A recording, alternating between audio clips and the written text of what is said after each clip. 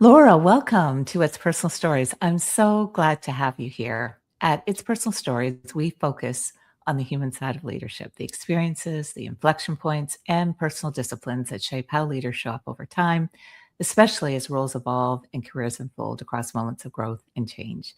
Your career sits at the intersection of sales leadership, global responsibility, and resilience through disruption. As Executive Vice President of Sales at Hertz, you've led teams through extraordinary change, including bankruptcy, ownership transitions, and a complete reset of the business, all while maintaining strong client relationships and keeping teams focused and motivated.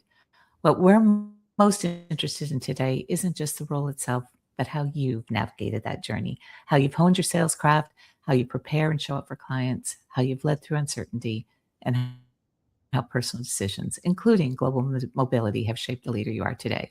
So, with that as our backdrop, let's start at the beginning. So, I hope you'll take us back to the beginning, Laura. And how did your career in sales and commercial leadership first take shape? Thank you so much, Dorothy. And first of all, may I just say how wonderful it is to be here with you today, and thanks for taking the time. You know, going all the way back, gosh, the path for me has not been a traditional one into sales. I started my career really as a teacher. I went to university to study languages, and I did that for a couple of years and realized very quickly, thankfully, that was not for me.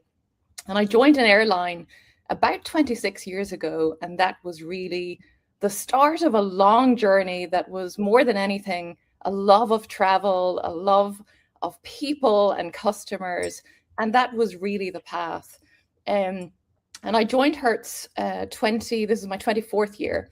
And, you know, truly the first 15 years of my career with Hertz was very customer focused. So I really didn't have a strong and traditional sales background, but I was very fortunate that someone took a chance on me. Our CEO in 2020 asked me to lead the sales organization globally, and that was really the start into my career.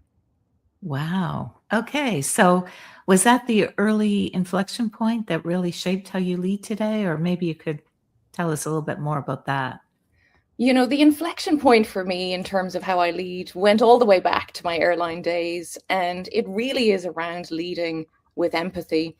One of the roles that I held was in the lost baggage call center, and I will tell you, there's no good news coming in on the lines of a lost baggage call center. So those early lessons around empathy for customers and empathy for the people that have to deal with really tough situations day in, day out, was the one that stayed with me. And today, leading a large global sales organization, leading with empathy is around intentional understanding and valuing of people's experience and their situation and their emotions, and really making sure to take that on board before overly reacting or making decisions. And leading with empathy, for me, really shapes three things. It shapes trust, it shapes culture, and it's ultimately those two things that shape the performance of your org. Yeah, no, that's really brilliant. I can't imagine starting a career in baggage claim. I think in terms of dealing with all the things you have to overcome there, it would really set you up well for a career in sales. So I'm wondering, we can talk a little bit about sales because I do think it's an art and a discipline. I just have great admiration for people that really lead in that function. So given that you started sort of in a teaching discipline, I'm wondering if you can tell us a little bit about how did you really hone your sales skills over time and grow into the role that you have today? Well, you know, I mentioned, you know, the CEO that took a chance on me. And whilst I didn't have a sales background, apparently I was told I had a boatload of people skills and a reputation for being reliable in delivering whatever was needed. And it was those two things that got me in the door.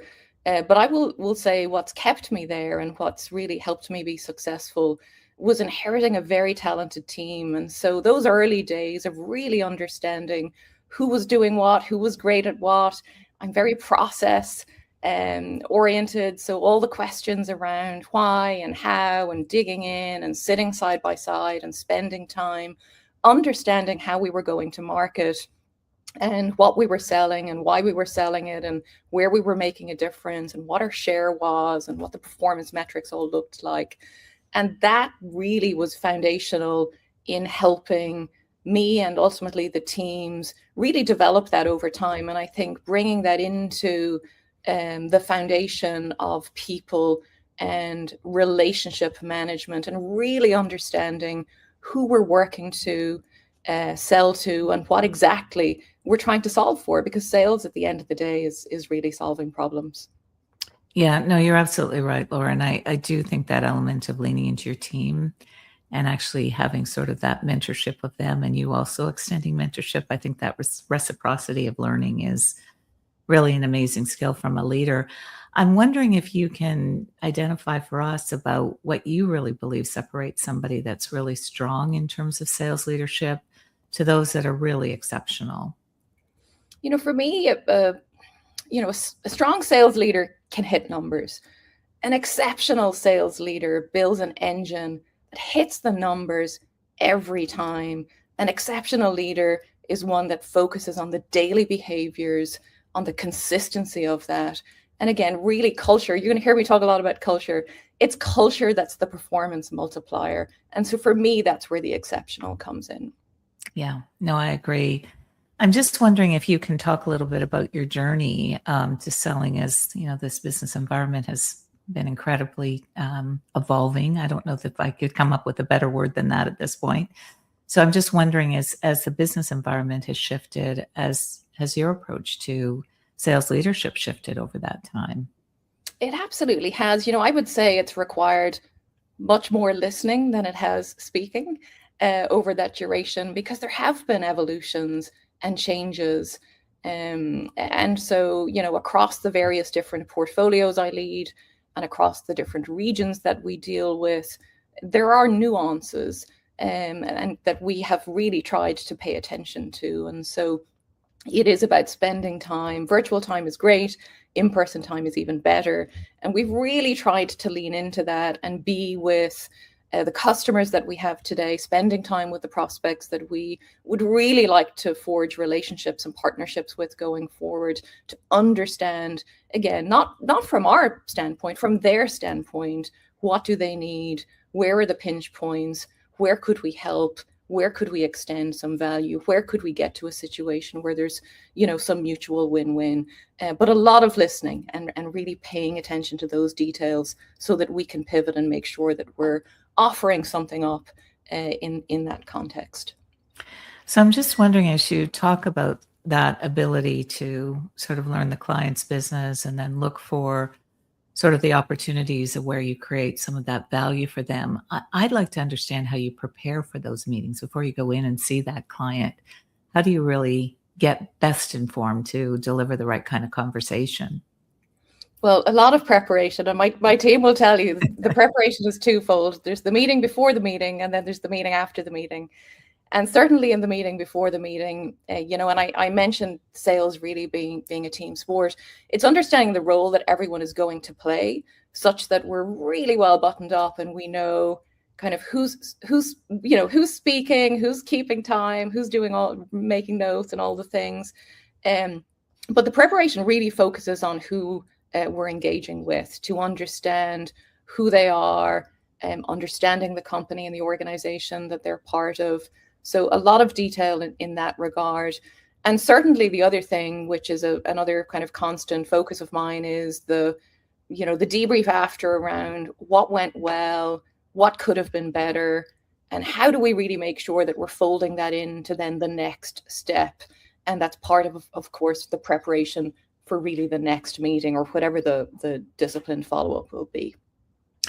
So I'd like to unpack that even further, Laura, because I totally agree. When you get an appointment, with the kind of magnitude of the clients that you would be engaging with, that preparation in terms of really making sure the meeting goes as effectively as you possibly can. I'm wondering if you can help our audience just really dig in a little bit about what is it that you want to understand the client before you walk into that room so that you can really deliver on that conversation. Yeah, I think there's probably three things really. The first one is very human. So it's who is the person and the human side of the person? What do we know about them? What are their triggers? Anything else that would be helpful to really make a connection in the first couple of minutes of that appointment. The second one then is really around kind of their company, again, what their pain points may be, what we know of them, and specifically kind of what we're trying to sell into, and making sure that's really well positioned. I have a pet peeve about wasting people's time, so that efficacy of the time we have together is really, really important. And the third thing, and it's something that over time I consistently ask my team, do we have the decision maker in the room? And are the individuals we're meeting with, are they the decision makers? And if they're not, they may still be incredibly helpful, but it's like, how are we getting to the decision maker and ultimately kind of making progress, which is really the most important. So they're three of the key things that I really double down on in the prep. I think, so as I think about our audience, I think those are really three salient points, because knowing about the human, I think, is really important. And I think you're extraordinarily good at that, Laura. I've just seen you in so many different environments. So that personal connection, establishing rapport, and then really doing the due diligence on the company. And we just have so much more information available to us today to go in and be best informed. And then I think that last question that you talked about, is this person the decision maker? Are they an influencer? But really understanding their role so that you can actually shape the conversation, and also really understand how to map to, what the future state might need to be. So those are really helpful. So I want to ask you one more question. As you really balance all of that preparation to go in and really drive that best outcome for the meeting, how do you stay present so that you can adapt as the meeting evolves and different things might occur in the conversation? How do you remain present and make sure that you're listening, learning, and, evolving the conversation? Yeah, it's definitely the listening with an ability to be able to pivot. I continue to be reminded that curveballs can and will happen. And if we're not listening, if I'm not listening, and as again, I've mentioned the different roles that my team and I will play. But if we're really just focused on our own agenda and what we're trying to push, or what we want to say next, or a slide deck, or an order of things, then we really, run the risk of missing something big. And having that ability to be able to say, let's just have a conversation. We have content. We don't need to focus on that. Okay, it's not that, it's this. And really being adaptable, being agile. We need to be masters of our own craft. So really deeply knowing our own solutions across our organization, and being able to be creative and innovative and think on the spot. Okay. Well, that's extremely helpful.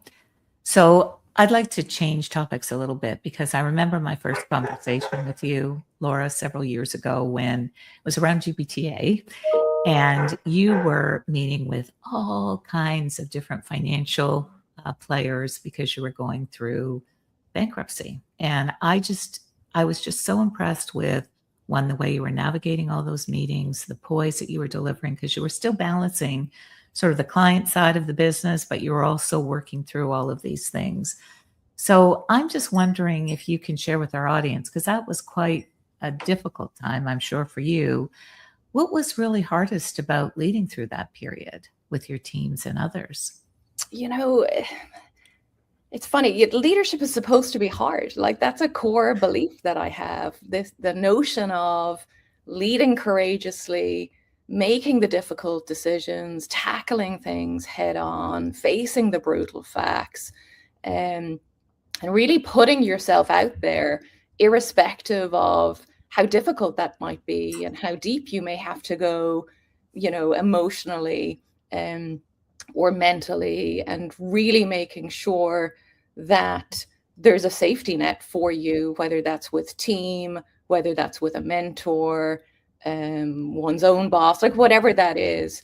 But that notion of really, kind of leading through whatever turmoil is going on, being graceful and calm in it, and having mechanisms to reset.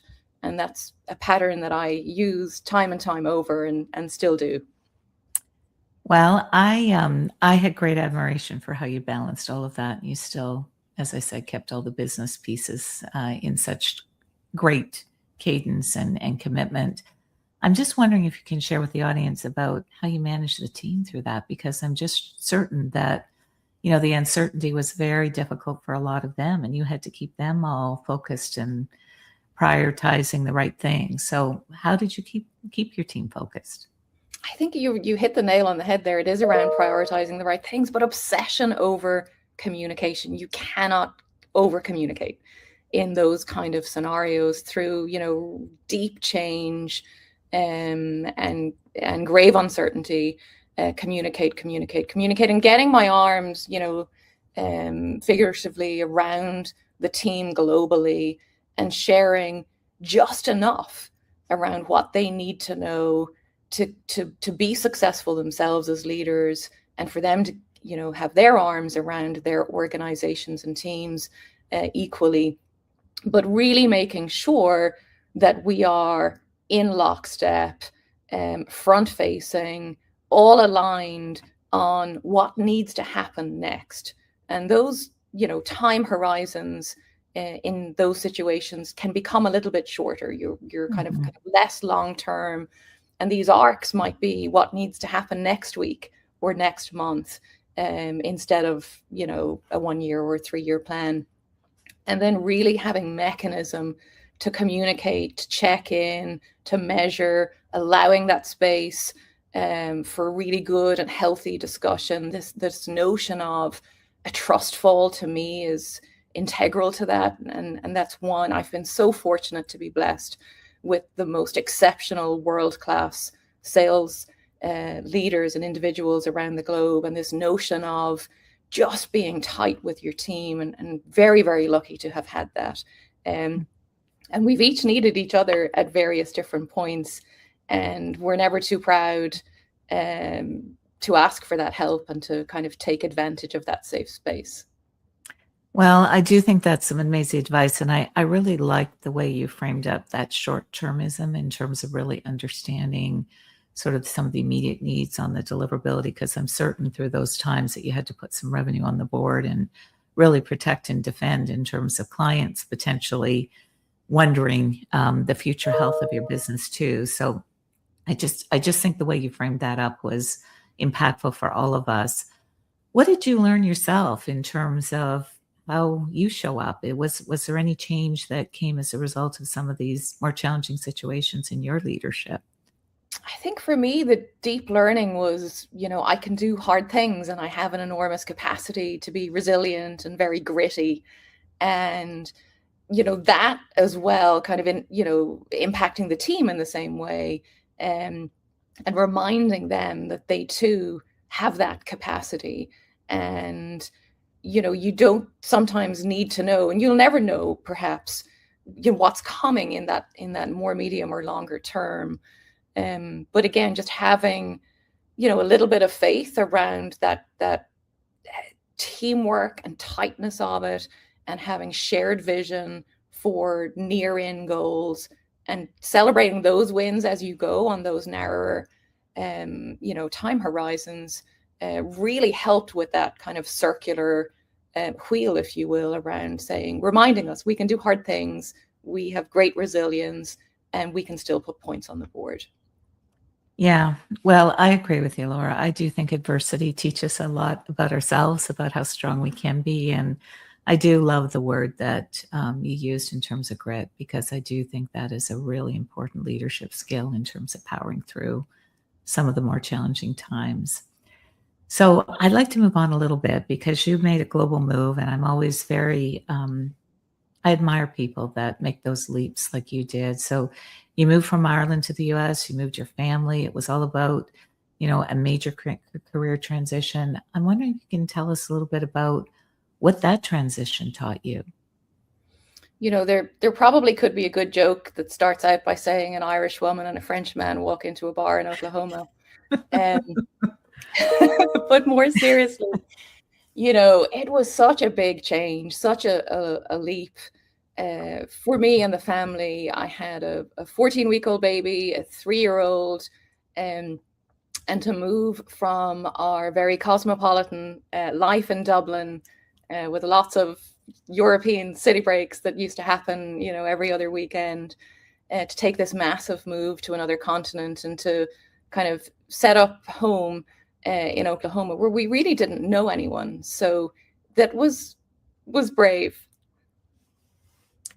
Definitely brave. And I would love to sort of unpack that a little bit more, because I'd like to know on the business side what surprised you most about leading, in a market like the United States.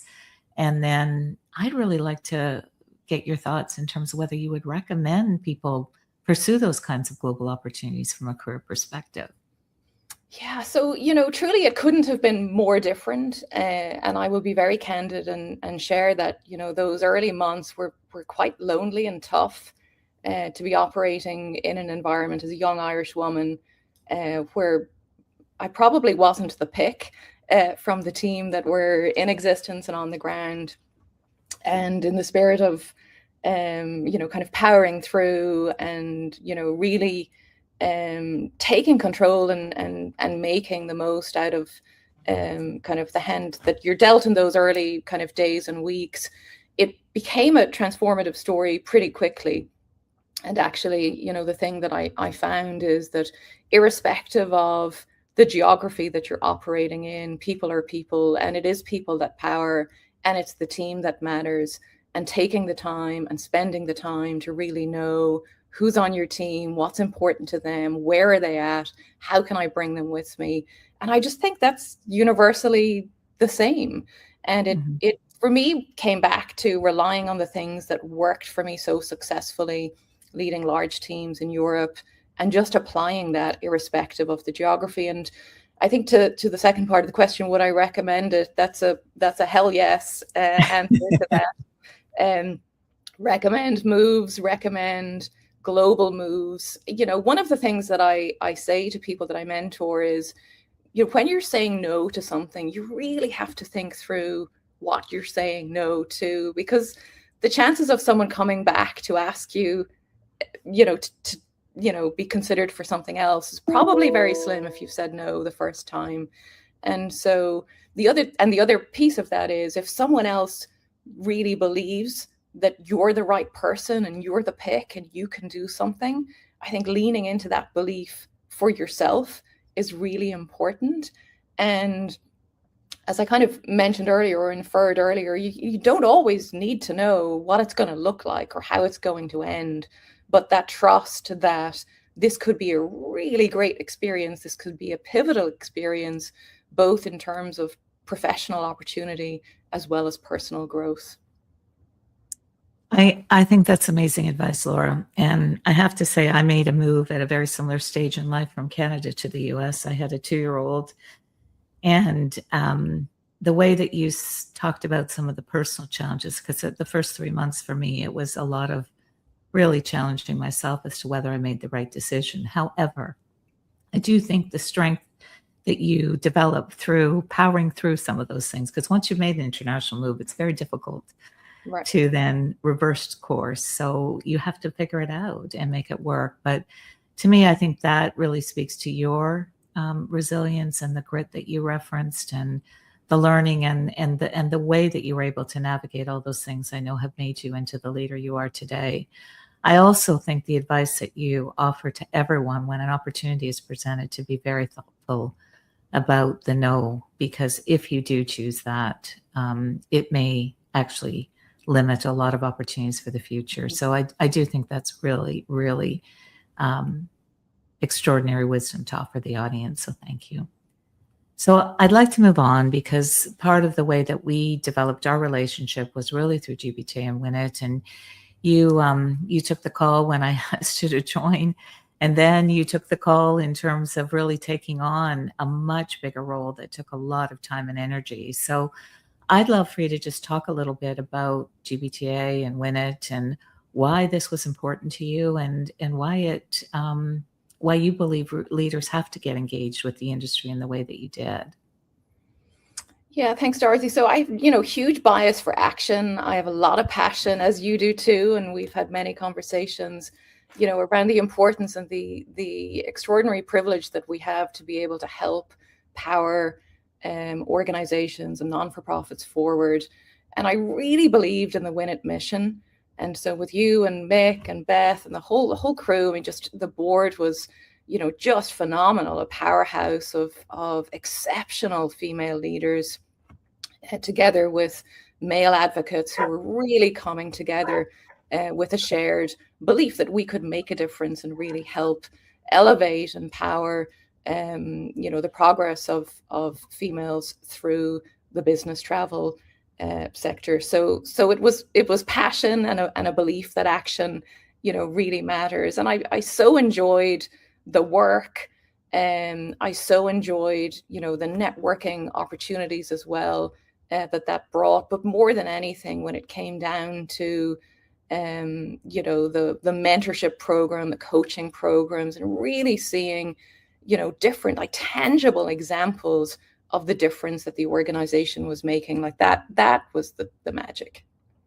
Yeah, no, I agree with you. And I do think paving the way for others is really important part of becoming a senior leader, because I think particularly someone like you, Laura, that has had so many life-changing experiences, the kind of mentorship and connection that you offer women leaders it's extraordinary. So I really thank you for taking the call. I thank you for taking on that leadership role in the way that you did, and being such an amazing contributor to the industry, because you really did represent amazing role model.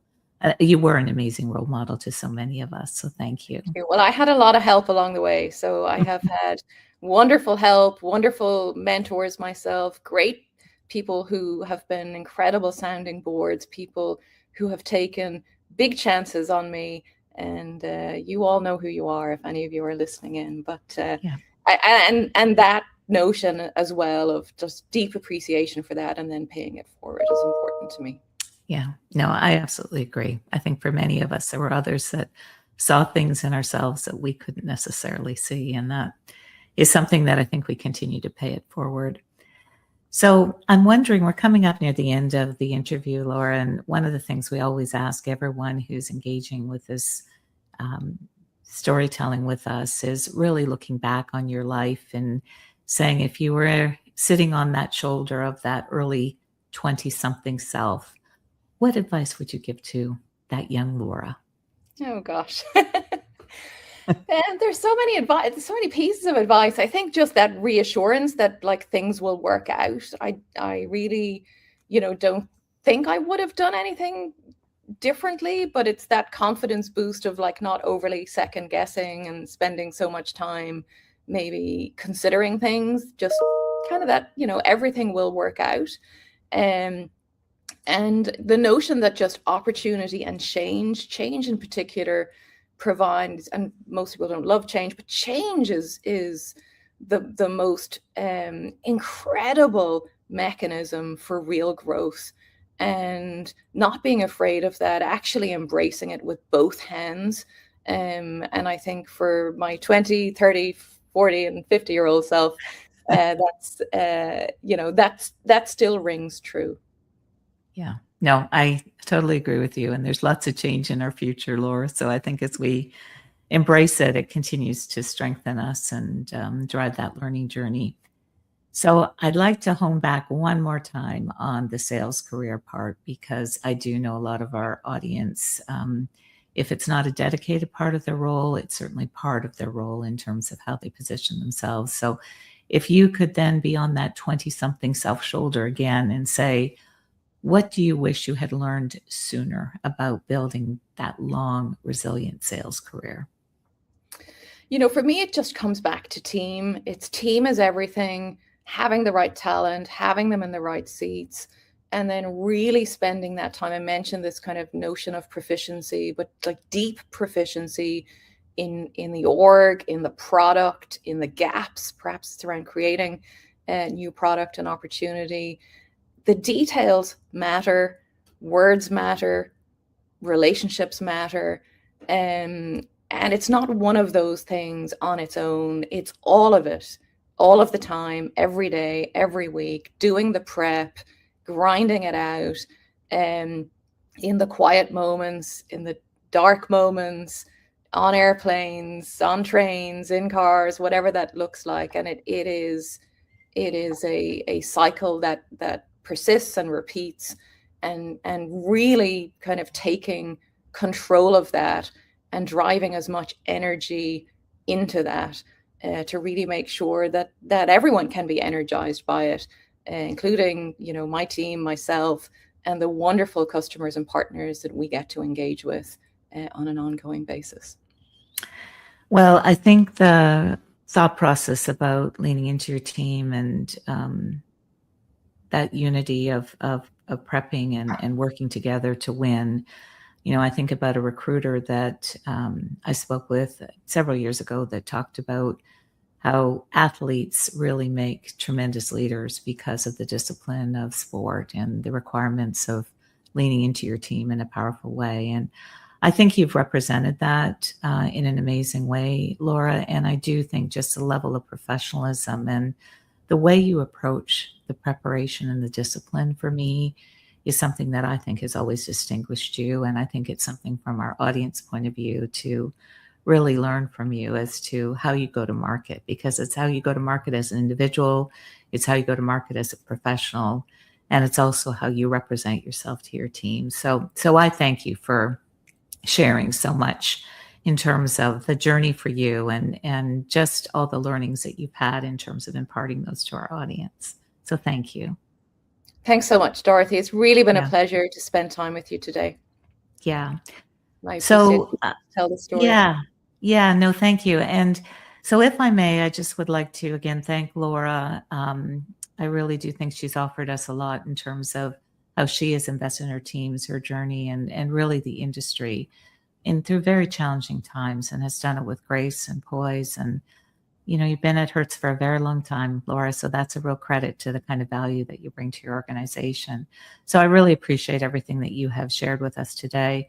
And to our audience, I just want to thank you for spending time with us. And if today's conversation resonated with you, I invite you to explore more stories at itspersonalstories.com, where you'll find conversations like the one we've had with Laura today, people who are charting bold paths, building meaningful careers, and reminding us all that leadership is at its core deeply personal. So we hope you'll join us again soon. So thank you.